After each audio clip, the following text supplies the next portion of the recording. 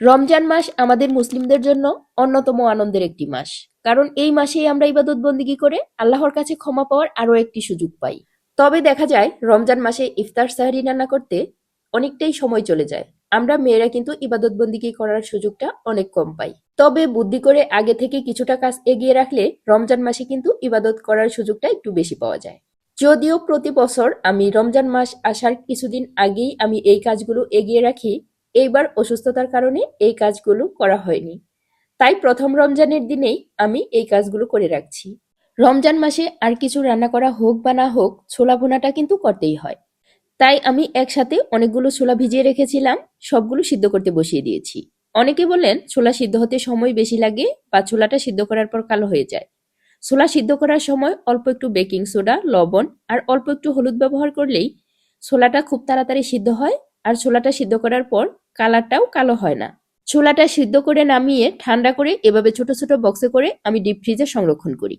ছোলা ভুনার পরে রমজান মাসে যে জিনিসটা বাসায় বেশি তৈরি করা হয় তা হলো পেঁয়াজু। পেঁয়াজু তৈরি করার জন্য প্রথমেই কিছুটা খেসারির ডাল, কিছুটা মশারির ডাল আর কিছু পরিমাণে আতপ চাল আমি সারা রাত ভিজিয়ে রেখেছিলাম। এখন পানিটা ঝরিয়ে একটা ব্লেন্ডার জারে নিয়ে নিচ্ছি। অনেকেই বলেন ব্লেন্ডারে ব্লেন্ড করলে নাকি পেঁয়াজুটা সঠিকভাবে মুচমুচে হয় না। তবে আপনারা যদি সঠিক টেকনিক ব্যবহার করেন তাহলে কেউ বুঝতেই পারবে না যে এটা ব্লেন্ডারে ব্লেন্ড করে বানানো হয়েছে। ডালটা যখন ব্লেন্ডারে ব্লেন্ড করবেন তখন একবারে শুকনো শুকনো অবস্থায় ব্লেন্ড করবেন, এখানে কোনো পানি দিবেন না।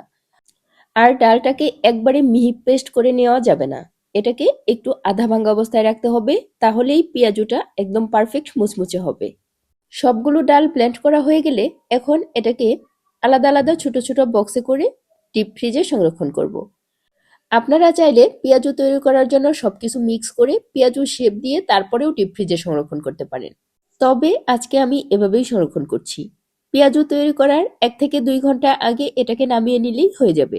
আবার অনেকে ফ্রিজে রাখা জিনিসপত্র বেশি পছন্দ করেন না, তারা চাইলে এভাবে চাল ডাল মিশিয়ে খুব ভালোভাবে ধুয়ে শুকিয়ে আধা ভাঙ্গা করে ব্লেন্ডারে ব্লেন্ড করে নিতে পারেন। তাহলে কিন্তু পেঁয়াজু মিক্স তৈরি হয়ে যাবে। সেই পেঁয়াজু মিক্স নিয়েও কিন্তু অনেক সুন্দর পেঁয়াজু তৈরি করা যায়। এসবের পাশাপাশি আজকে আমি কিছুটা ব্রেড ক্রাম্বসও তৈরি করেছিলাম। এই ব্রেড ক্রাম্বসটা কিন্তু বাজার থেকে কিনতে গেলে অনেক টাকা খরচ হয়, কিন্তু বাসায় তৈরি করলে কম খরচে অনেকগুলো তৈরি করা যায়। এই ব্রেড ক্রাম্বসটাও একবারে তৈরি করে নিলে এরকম কাচের জারে রাখলে নর্মাল ফ্রিজে 1 মাসের থেকেও বেশি সময় সংরক্ষণ করা যায়। বিভিন্ন ডিম আলুর চপ কিংবা chicken nuggets, chicken cutlet, chicken roll এসব তৈরি করতে কিন্তু ব্রেড ক্রাম্বস ছাড়া চলেই না। আমার ভিডিওগুলো যদি আপনাদের ভালো লাগে তাহলে অবশ্যই লাইক, কমেন্ট, শেয়ার করে আমার পাশেই থাকবেন। ধন্যবাদ সবাইকে।